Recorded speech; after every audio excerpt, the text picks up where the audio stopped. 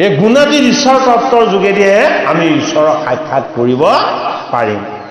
ও হৰি ও ৰাম কৃষ্ণ। হে ৰাম অ তাকো এৰি লবই কতো পাখন ৰমতি ও যাই মোক নপাৱে ধৰ্ময় ধগতি এ নচাৰৈ কৰ্মিক সুক দুখে ৰাত্ৰি দিনে কৈ দিলে। ও যিসকলে কামনা বা আকাংক্ষা কৰি যিসকল কৰ্মী হৈ ঈশ্বৰ সেৱা কৰিছে সেইসকলৰ কি হয়?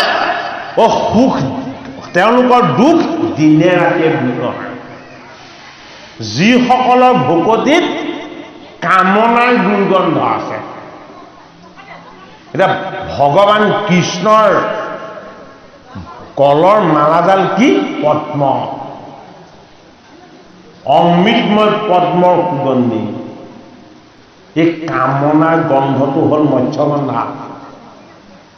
এই কেঁচা মাছ গোন্ধটো হ'ল কামনা বাসনাবিলাক। হৰিগন্ধ কি? পদ্মগন্ধা। মানে কি? য'ত কামনা নাই, য'ত বাসনা নাই, য'ত নিষ্কাম আৰু নিস্পৃহ আনন্দময় হৰিৰ ভকতিৰ সুগন্ধি আছে। এই সুগন্ধিটোক আমাক কি বুলি কৈছে? যে কৰ্মীসকলৰ সদায় দুখ থাকে, কষ্ট থাকে। যিসকল কৰ্মী নহয়, কৰ্মী মানে হাতেৰে কাম কৰা বুলি কোৱা নাই। যিসকলে ধন বেছি হ'বৰ কাৰণে মন্দিৰত গৈ ঢেৰ দান দক্ষিণা কৰিছেগে। যিসকলে মোৰ সুখ সমৃদ্ধি বেছি হওক বুলি গৈ কাৰোবাক কিবা অলপ দিছেগে। ভগৱানক কিদৰে বুজিব লাগে, কিদৰে উপাসনা কৰিব লাগে? ভগৱানৰ উপাসনা কেতিয়াও স্বাৰ্থপৰ হ'ব নোৱাৰিব। স্বাৰ্থপৰ উপাসনাত কৃষ্ণ সন্তুষ্ট নহয়। বোলে কি? মই মাখন চুৰ কৃষ্ণ। তোমালোকে চুৰ কৰি খালেও বিহ কোৱা, মই চুৰ কৰি খালেও মাখন খাওঁ। মাখন চুৰ কৃষ্ণৰ তত্ত্বটো আমি হৃদয়ংগম কৰিব লাগিব। আজি আমাৰ সেৱকী সোণোৱাল বাপজনাই আপোনাৰ খবৰ চৰণ সেৱা কৰিব বিচাৰিছে। মনত ৰাখিব কথাটো। ভগৱানক উপাসনা কৰাটোৱে তেখেতৰ কেৱল লক্ষ্য নহয়, লক্ষ্য ভকতৰ চৰণ সেৱা। ভকতৰ চৰণ সেৱা কৰিছে, উদ্দেশ্য ভগৱান ঈশ্বৰ কৃষ্ণ সন্তুষ্ট। হয়নে? তেওঁ কেতিয়াও কোৱা নাই যে তুমি মোক ধন ধান এসোপা দি দিয়া। ভগৱান কৃষ্ণক এই ভাগৱত পাঠৰ কাৰণে তেওঁ যেতিয়া মন দিছে, তেওঁ যেতিয়া ভগৱান কৃষ্ণক প্ৰথম প্ৰাৰ্থনা কৰিছে, বোলে কি? তোমাৰ সেৱা ভাগ তুমি কৰাবা। যি কৰ্ম কৃষ্ণ অৰ্পণ হয়, এই কৰ্মত কেতিয়াও কামনাৰ গন্ধ নাথাকে। আজি বতৰটো বৰ প্ৰতিকূল আছিলে, হয়নে নহয় বাৰু? হয়নে বাৰু? সেৱকীৰ বুকুখন কপি আছিলে, হয়নে নহয় বাৰু? যদি বতৰ বেছি ভাল কৰি দিলেহেঁতেন অহংকাৰ আহিলেহেঁতেন। সেইটো কাৰণে বেয়া কৰি দিছে। অকণমান ভয় কৰি মোক উপাসনা কৰি ল।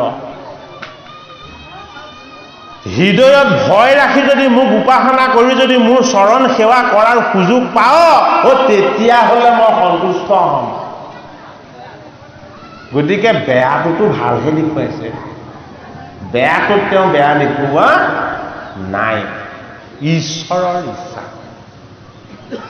আমাৰ যি হ'ব, যিখিনি হ'বলৈ গৈ আছে, সেইখিনি ভগৱানৰ ইচ্ছাত হওক বুলি ভাবিব লাগে। আপোনাৰ মোৰ যদি ইচ্ছাত হয় কি হ'ব? হিতে বিপৰীত হ'ব। ভগৱান কৃষ্ণই সেই ফল দিবলৈ যোৱা বুঢ়ীজনীক সুধিলে, মাতা কি দিম তোমাক? মোক ইমানবোৰ ফল দিলা। এতিয়া সেই দেৱীগৰাকীয়ে কি কৰিলে? মোক একো নালাগে, তোৰ এই মুখৰ যে হাঁহিটো, তোৰ যে মুখৰ এই সন্তুষ্টিৰ এই যে ইখন ইখন হাঁহিটো মোৰ এই হাঁহিটোৱে মোৰ হৃদয়ত থাকক। এতিয়া কৃষ্ণ গোসাঁই কি কৰিলে? নাই নাই, মই আমাৰ গৃহলৈ ফল দিবলৈ অহা অতিথিক মই কেতিয়াও খালী হাতে নপঠিয়াওঁ। কি কৰিলে? কেইটামান ধান আনিলে, ধান আনি তাক ওচৰ পাওঁতে গোটেইখিনি ৰাস্তাত পৰিয়ে আহিলে, তাককে দুজনে তিনিটাহে থাকিলে। ৰাস্তাত পেলাই পেলাই আনিছে, বোলে কিয়? নন্দৰ গৃহৰ ধন মই বেলেগক নিদিওঁ। যি নন্দৰ গৃহত আহি মই ডাঙৰ দীঘল হৈছো, এইখন পুণ্যময় পবিত্ৰ গৃহৰ ধন মই যাকে তাকে নিদিওঁ। যি মোক ফল দিছে, যি মোক উপাসনা কৰিছে, যি মোৰ পৰা একো বিচৰা নাই, মই তাক দিম। আৰু পাছদিনাখন ফল বেছি পুৰা সেই আইগৰাকীয়ে পাচিটো দাঙি ঢাকনিখন খুলি চালে। এক পাচি সুবৰ্ণ ৰত্নৰে উপচি আছে। গোটেই জগতৰ লক্ষ্মীখিনিকে দি পঠিয়ালে তেওঁ, হয়নে? মোক ফল দিলে মই তোমাক লক্ষ্মী দিম, ভকতি নিদিম। সম্পত্তিহে দিলে, ভকতি নিদিলে। ভকতি কাক দিলে? ভকতি বৃন্দাবনৰ অজ্ঞ অশিক্ষিত বৃন্দাবনৰ গোপীক দিলে। নিষ্কাম কৃষ্ণ, কোনো ফলৰ ছিদ্ৰই যাতে তেওঁক কেতিয়াও স্পৰ্শ নকৰে। গোপীয়ে ফল দিলে, সেইটো কাৰণে সম্পত্তি পালে, আচল সম্পত্তি নাপালে। আচল সম্পত্তি কি? আচল সম্পত্তি কৃষ্ণৰ অৰুণ চৰণ। লক্ষ্মী মাতাৰ দৰে সম্পত্তিহে পালে, কৃষ্ণৰ অৰুণ চৰণ দেখা তেওঁ পাছদিনা নাপালে। পাচি দেখি ধন সোণহে দেখিলে। কি দেখিব লাগিছিলে? পাচিটো খুলি দিয়াৰ লগে লগে কৃষ্ণক দেখিব লাগিছিলে। কৃষ্ণৰ সৃষ্ট ধন সোণ এইবিলাক মায়া, কৃষ্ণক পাব লাগিব। উদ্ধৱ মহন্তই কৃষ্ণক কৈছে, বোলে কি? বৈকুণ্ঠলৈ তুমি মোক লগত লৈ যোৱা। ডাঙৰ প্ৰাৰ্থনা, হে গোসাঁই তুমি মোক বৈকুণ্ঠলৈ লৈ যোৱা।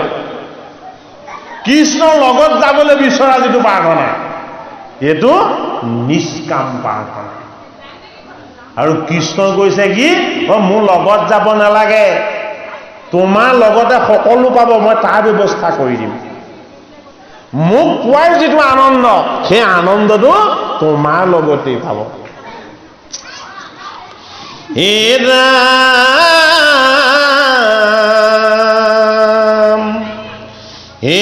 কেহু বোলে বেদে কই যজ্ঞ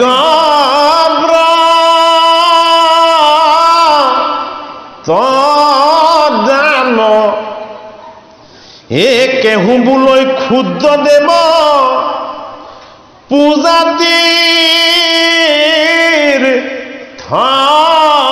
স্নানে,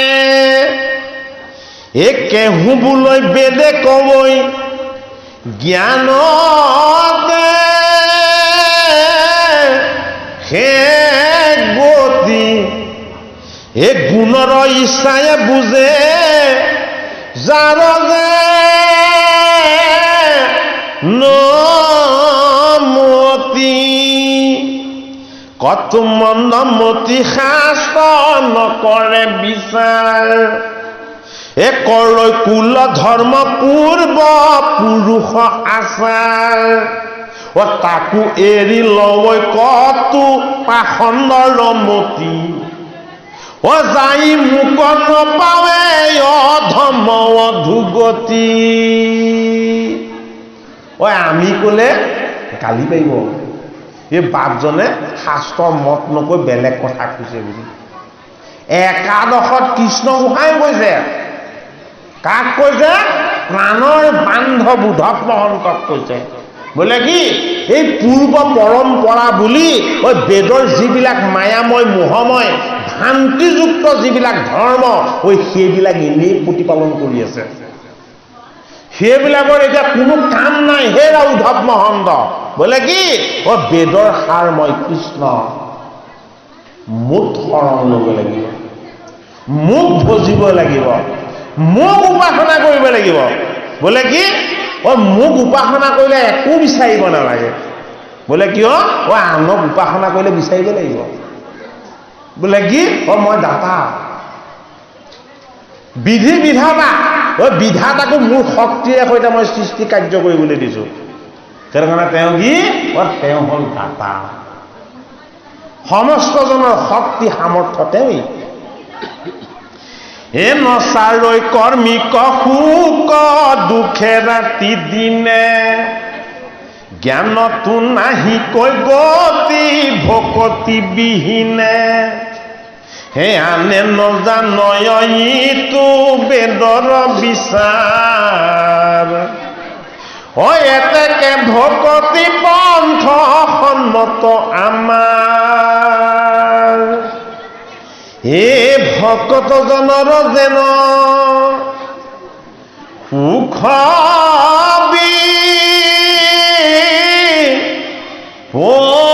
বিপৰীত, স্বপ্নতো নেদেখ জ্ঞানী কৰ্মিক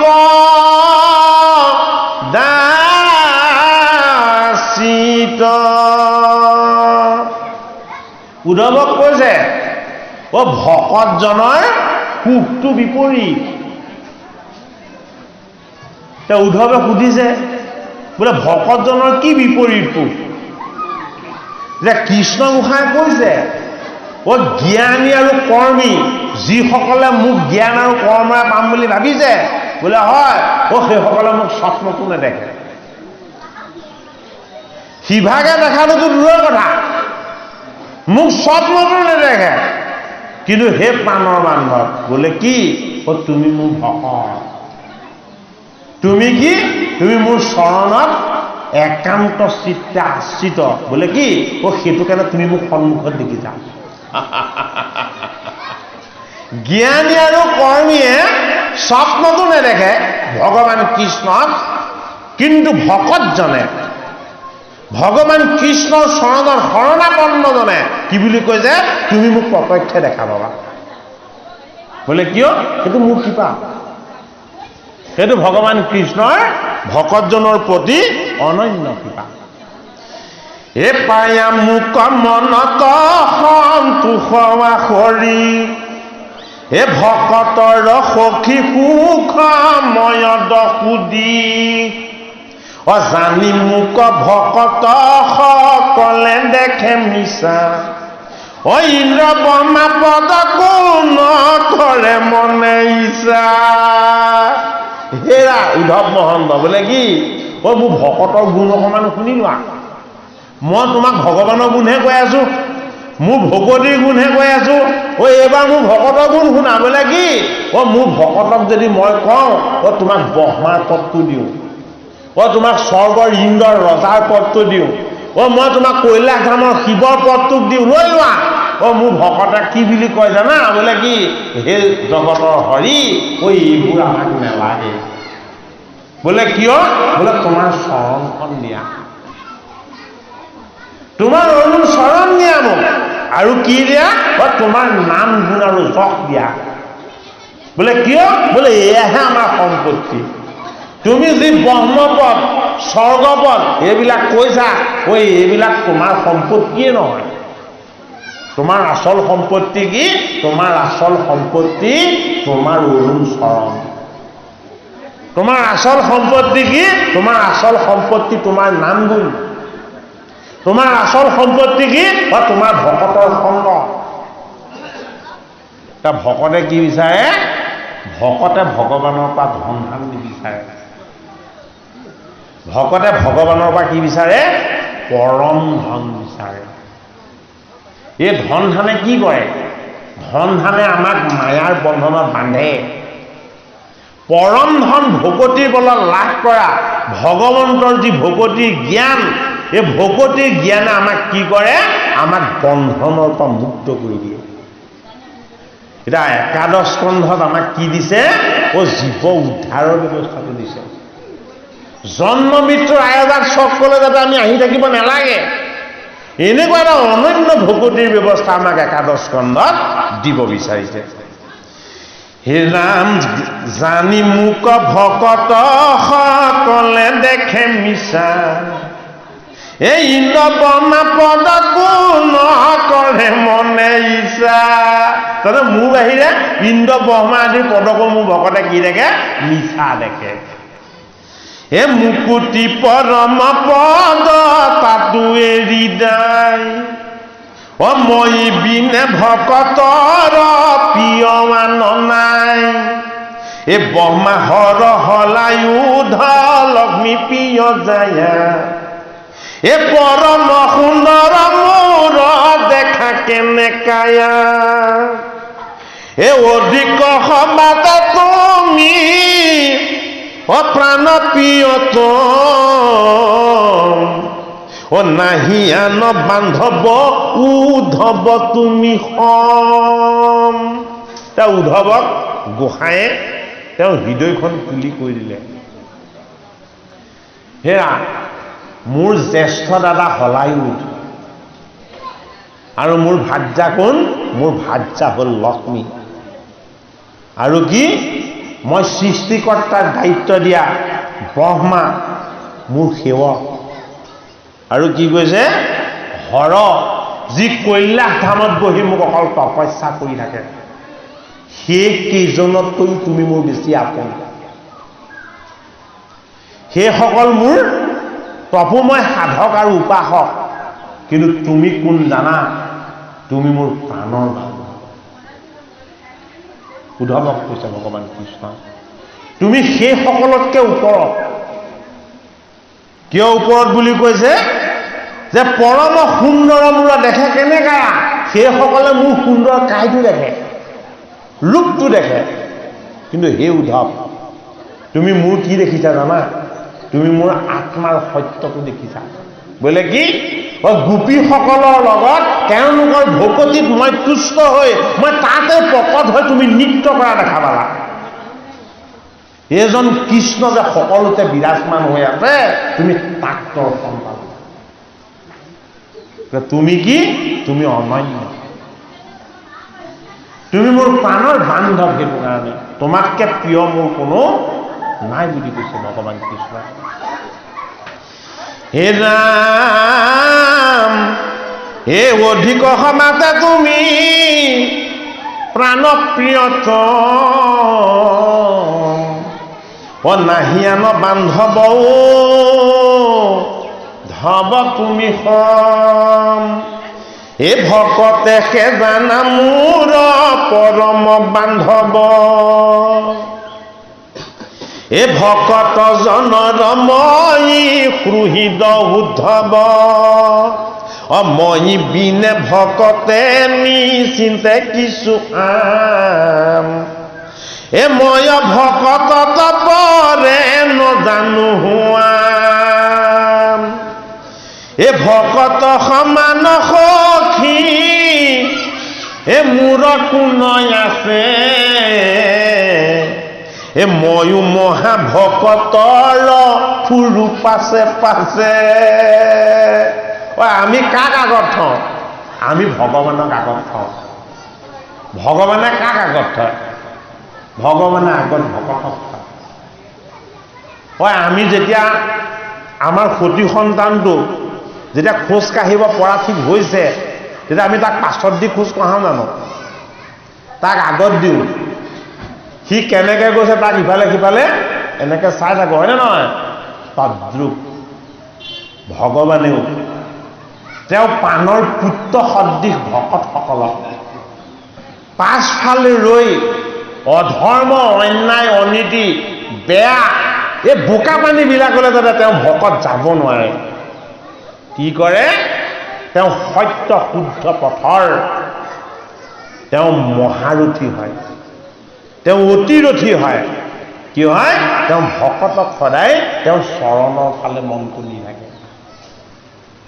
উদ্ধৱক ভগৱান কৃষ্ণই বুজাই ক'লে যে মোৰ হৃদয়ত বেলেগ বস্তুক মই ঠাই দিয়া নাই।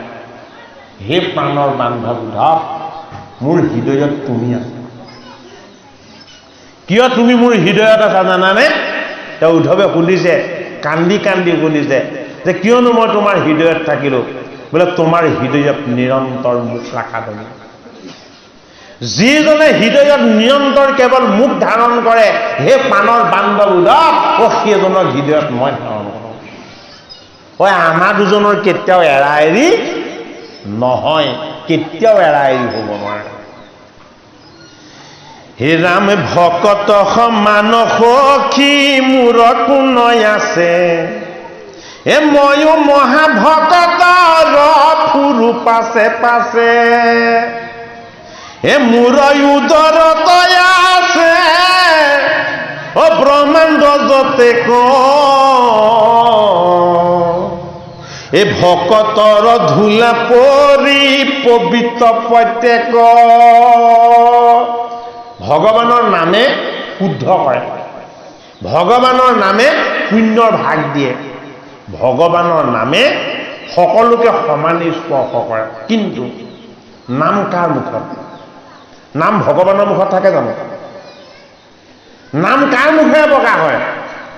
নাম সদায় প্ৰকাশ হয় ভকতৰ মুখেৰে। ভগৱানৰ মুখেৰে নাম প্ৰকাশ নহয়। অনন্তই পাতালত থাকি সহস্ৰ বদনেৰে কৈ দে অনন্ত ঈশ্বৰ হৈ তেওঁৰ উপাসনা তেওঁ নিজেই কৰি আছে। কিন্তু এই জগতত, এই সংসাৰত ভগৱানৰ গুণ কীৰ্তন সদায় কাৰ দ্বাৰা হয়? ভগৱানৰ একান্ত ভকতৰ দ্বাৰা হয়। ভগৱান কৃষ্ণই কৈছে, মই কোটি কোটি ব্ৰহ্মাণ্ড যদিও মই সৃষ্টি কৰোঁ, এই ব্ৰহ্মাণ্ডবিলাক পবিত্ৰ মই নকৰোঁ। বোলে কোনে কৰে? এই ব্ৰহ্মাণ্ডৰ ধূলি বালি আকাশ সকলোকে পবিত্ৰ কৰে। কোনে? মোৰ ভকতে। গতিকে ভকতৰ লগত কিমান পবিত্ৰতা আছে ভাবি চাওক। গতিকে আমি কি হ'বলৈ যত্ন কৰিব লাগিব? আমি ভকতি কৰিবলৈ যত্ন কৰিব লাগিব, ভকত হ'বলৈ যত্ন নকৰিলেও হ'ব। ভকতি যদি আমি কৰিবলৈ যত্ন কৰোঁ, তেতিয়া ভগৱানৰ কৃপা হ'লে কিজানি বেলেগ এটা জনমত ভকত হ'ব পাৰিম। কাৰণ কলি যুগত ভকত হোৱাটো বৰ জটিল কাম। আমি ভকতৰ সংগত ভগৱানৰ এই গুণ কীৰ্তনৰ আমি যদি নিৰন্তৰ অনুশীলন কৰোঁ, আমাৰ মনটো স্থিৰ হ'ব। আমাৰ মনটো কি? আমাৰ মনটোতকৈ দুৰাচাৰ বস্তুৱে জগতত একো নাই। ই ভালত কম সময় থাকে, বেয়াত বেছি সময় থাকে। আমাৰ মনটো ভালত কম সময় থাকে, বেয়াত বেছি সময় থাকে। ভাল কি? ভাল ভগৱান। ভগৱানৰ মনটো দিবলৈ হ'লে আমি কি কৰিব লাগিব? ভগৱানৰ গুণ, ভগৱানৰ গান, ভগৱানৰ গীত আমি এইবিলাক শ্ৰৱণ কৰিব লাগিব, কীৰ্তন কৰিব লাগিব। মনটো আমি জ্বলাই দিম তালৈহে যাব। যদি হৰি কীৰ্তনৰ ফালে মনটো নিওঁ, তেতিয়াহে আমাৰ পুণ্যৰ ভাগ লাভ হ'ব। হে ৰাম উত্তম ভক্তৰ কথা থাকোক সম্প্ৰতি, সামান্য ভকতৰে শুনা মহামতি, লোভে মোহে কামে কোধে বিষয় আকোষে, নচাৱয় মোৰ ভকত কয়ে কুদোষে। বৰ ডাঙৰ কথা কৈছে কৃষ্ণই। অন্য কৰ্মবিলাকত কি হয়? দোষ আছে, ছিদ্ৰ আছে। ভগৱান কৃষ্ণই কৈছে, মই মোৰ ভকতক দোষৰ পৰা ছিদ্ৰৰ পৰা মুক্ত কৰি দিছোঁ। বোলে কিয়? মোৰ ভকতে নিৰ্গুণ ভকতি কৰিব, মোৰ নাম গুণ যশ আৰু মোক উপাসনা ভকতৰ সেৱাৰে ভগৱানক পোৱাৰ ব্যৱস্থা কৰিব। বোলে কি হ'ব? তেওঁলোকৰ কোনো পাপেই নহ'ব। পাপ কিয় নহয় এতিয়া আমাক কাৰণটো ক'ব। হে ৰাম সমৰ্থ ভকতি আতি একোৱে নচাৱে, ভকতক পালয় পুতক যেন মাৱে। উদ্ধৱক কৈছে, বোলে সামান্য ভকতৰ কথা শুনা। মাকে দেউতাকে সৰু শিশুটোৰ দুখ চাই জানো? বোলে নেচায়। বোলে মোক ভকতি কৰা সকল শিশু, সেইটো কাৰণে মই সেইসকলৰ একো দুখ নাচাওঁ। মোক যে ভকতি কৰিছে মই সেই গুণকণেই চাওঁ। ভগৱান কৃষ্ণ উদ্ধৱক কৈছে, ভকতিৰ মহত কহিয়া নাপাওঁ সীমা এ ভকতিৰ শুনা সখী আশ্চৰ্য মহিমা। এতিয়া কৃষ্ণই কি ক'ব উদ্ধৱক? মোৰ ভকতিৰ মহিমাটো শুনা তুমি। উদ্ধৱে অকল কৃষ্ণৰ মহিমা বিচাৰি আছিলে। কৃষ্ণৰ মহিমা ক'ত আছে? কৃষ্ণৰ ভকতিত আছে। সেইটো কাৰণে উদ্ধৱক কি কৈছে? কৃষ্ণৰ ভকতিৰ মহিমাখিনি কৈছে। হে নাম কৰয় মুত ভকতি জয় দপি দুষ্ট চিতে এ দহৈ পাতে কটাৰ তথাপি তৰিতে এ একোৱে নবাচে পাপ পুণ্য যতই আছে যেন মহাবনি বেংকা সুখান এ যেন মহাবনি কেঞ্চা সুখান নবাচে এ আন ক্ষুদ্ৰ দেৱতা যদি নে দৈমতী এ মহাদুৰাচৰ ৰৈ আমাত ভকতি একেহিকে পৰম সাধু জানা মহাশয় এ যিহেতু আমাক মাত্ৰ কৰিলে নিশ্চয় এতেকে নুচুৱৈ পাপে পুণ্য কলে বৰ এ পৰম মুক্তিৰ পাত্ৰ ভৈলসী তুনৰ এ কুতৰ কি পণ্ডিতে যদি নমানে ইহাক এ ঢোল কোবাই উদ্ধ বাহু খান্দা তাৰা বাক। কৃষ্ণ উদ্ধৱক এটা পৰামৰ্শ দিলে আৰু এটা ডাঙৰ তাৰমানে প্ৰতিবাদ দিলে। এটা দিছে পৰামৰ্শ আৰু এটা দিছে কি? এটা দিছে তুমি প্ৰতিবাদ কৰিবা। কেনেকে প্ৰতিবাদ কৰিবলৈ কৈছে? যে মোৰ চৰণত কায় বাক্য মন সমস্ত অৰ্পণ কৰি অন্য দেৱ দেৱতা সকলো ত্যাগ কৰি মোকে এক ঈশ্বৰ বুলি যিজনে মোক ভজিছে, যিজনে মোক উপাসনা কৰিছে, হেৰা উদ্ধৱ সেইজনৰ মই হৈ যাওঁ।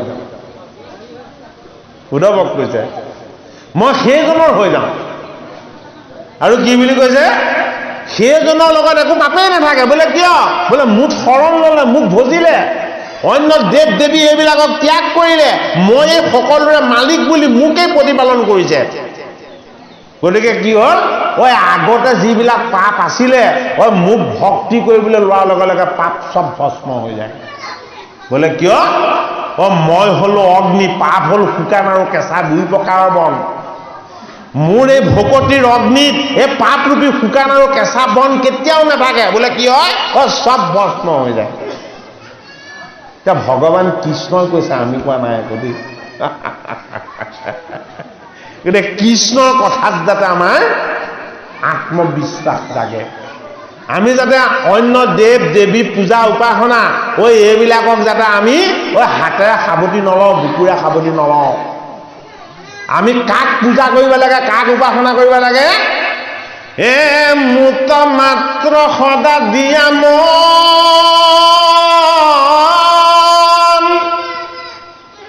মোৰ ভক্ত হোৱা সৰ্বক্ষণ হে মোকে পূজা মাত্ৰ হে মোকে কৰা নমস্কাৰ। হে তোমাত কহিলো ততবাণী হে পাইবা সুখে মোক মহামানী। তুমি প্ৰিয়তম সুহৃদ সখীয়া মাৰ তুমি প্ৰিয়তম সুহৃদ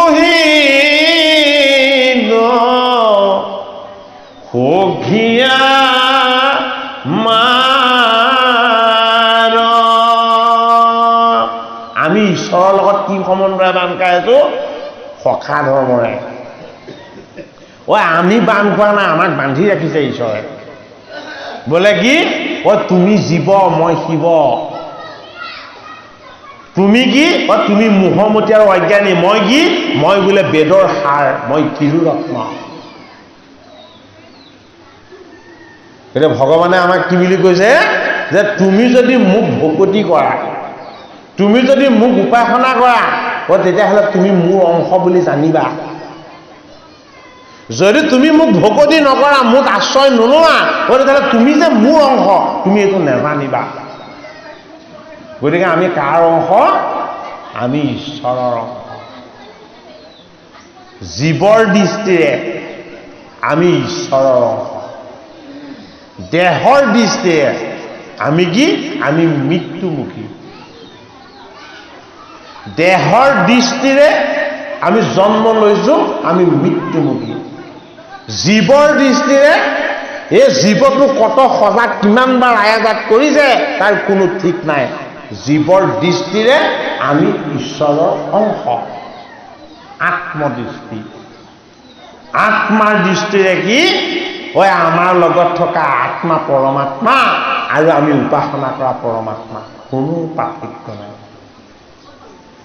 এক ঈশ্বৰ যিজনে সকলোকে প্ৰতিপালন কৰি আছে গতিকে আত্মাৰ দৃষ্টিৰে ৰাম ঈশ্বৰ আৰু আমাক প্ৰতিপালন কৰি ৰখা আত্মা তাৰ লগত কোনো পাৰ্থক্য নাই দেহৰ দৃষ্টিৰে আমি জড় প্ৰকৃতি জীৱৰ দৃষ্টিৰে আমি ঈশ্বৰৰ অংশ শুদ্ধ বস্তু আমি পৰা প্ৰকৃতি আত্মাৰ দৃষ্টিৰে ঈশ্বৰ আৰু আমাৰ মাজত একো পাৰ্থক্য নাই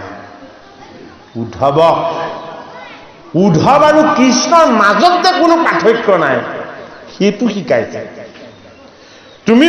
তোমাক মোৰ পৰা আঁতৰত বুলি নাভাবিবা কি বুলি ভাবিবা মই তোমাৰ সখা তুমি মোৰ বান্ধৱ আৰু মই তোমাক ধাৰণ কৰি আছো মই তোমাক প্ৰতিপালন কৰি আছো তুমি এইটো সুদৃঢ় বিশ্বাসেৰে অনুভৱ কৰা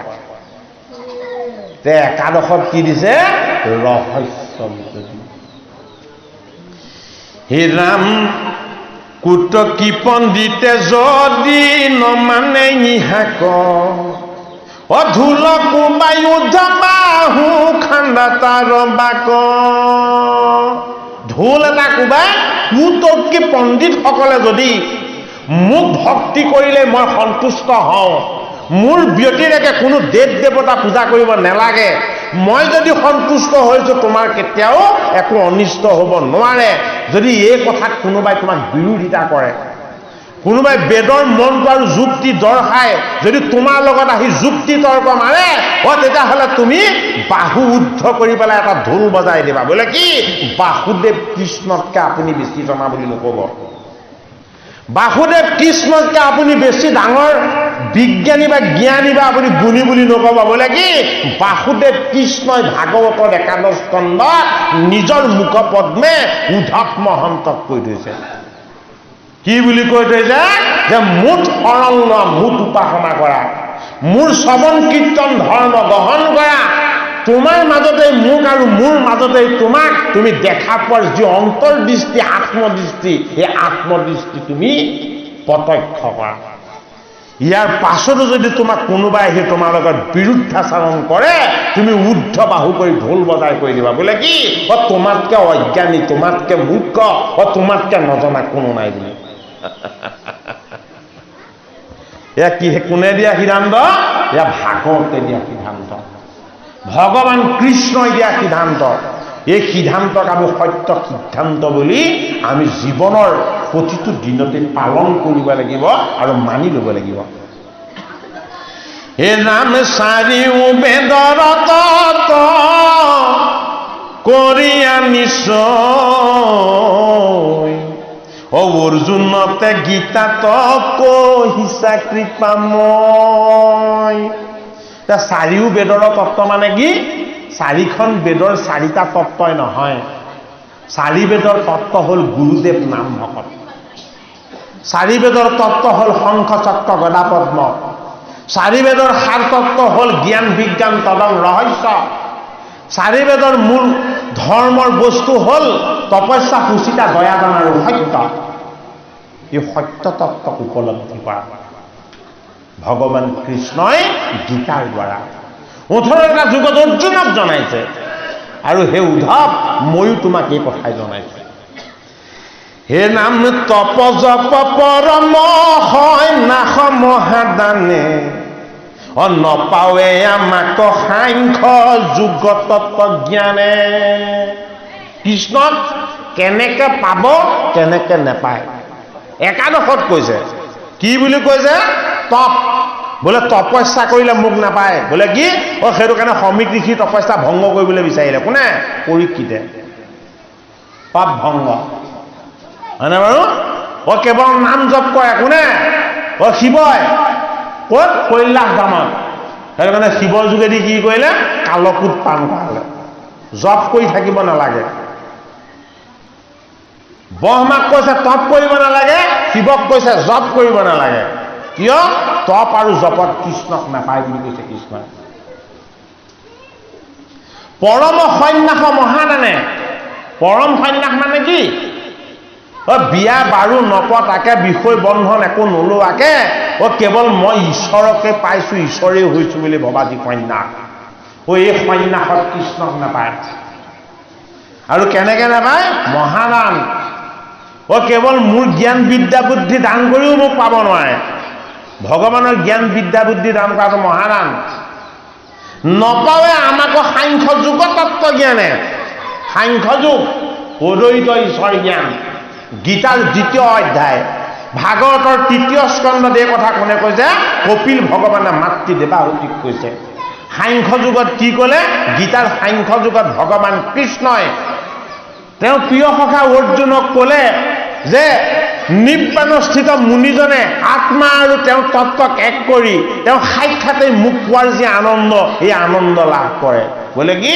মুনিজনৰ হৃদয়ত মই স্থিতি হৈ যাওঁ। মুনিজনৰ কোনো বিষয় বাসনাৰ বন্ধন নাথাকে। তেওঁ নিজকেই তেওঁ আৰু মই এক বুলি ভাবি ল'বলৈ সক্ষম হয়। কি যুগ? সাংখ্য যুগ। এই সাংখ্য যুগৰ অদ্বৈত ঈশ্বৰ সাধনাৰ যোগেদিও মোক পাব নোৱাৰে কৃষ্ণই কৈছে। আৰু কি বুলি কৈছে? কেৱল তত্ত্বজ্ঞানৰ যোগেদিও মোক নাপাব। তদং, কেৱল তত্ত্ববোধৰ জ্ঞানৰ যোগেদিও মোক নাপাব। কেনেকে পাব? কেৱল ভকতি মাত্ৰ মোক ৰৈ বৈছ, কহিলো ধবইতো তোমাত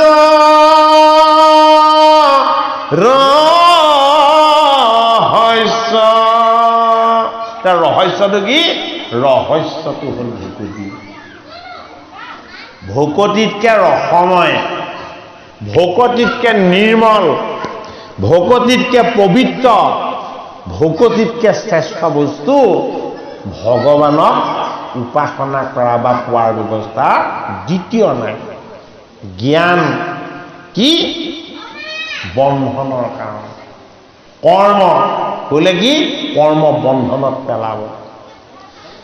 তত্ত্বজ্ঞান বোলে কি? গভীৰ নহ'লে ভালদৰে অনুভৱ কৰিব নোৱাৰিব। সাংখ্য যুগ অদ্বৈত ঈশ্বৰ জ্ঞান মুনিৰ দৰে নিষ্কাম ভাৱনাপন্ন হৈ নোযোৱালৈকে লাভ নহ'ব। কিন্তু সেই উদ্ধৱ, মোক ভকতি সংসাৰী হ'লেও কৰিব পাৰিব। ভগৱান কৃষ্ণক সংসাৰী জীৱই ভকতি কৰিব পাৰে। এইটোৱে ডাঙৰ সুবিধা। হৰি নাম কীৰ্তনত নাহি স্থান কাল পাত্ৰ, নিয়ম সংগময় কবিদি।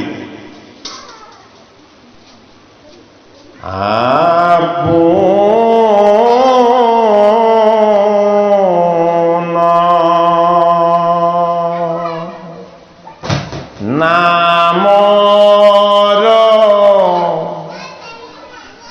বহুদন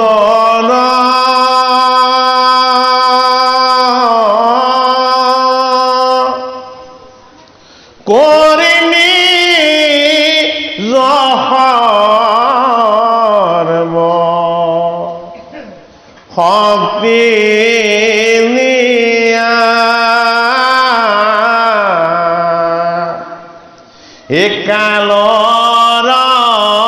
নিয়ম নিবিহিলা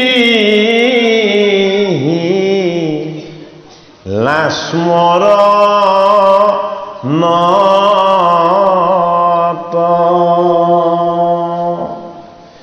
একাদৃশী তব কৃপা হৰি মুহুৰ দ্ৰুদৈৱ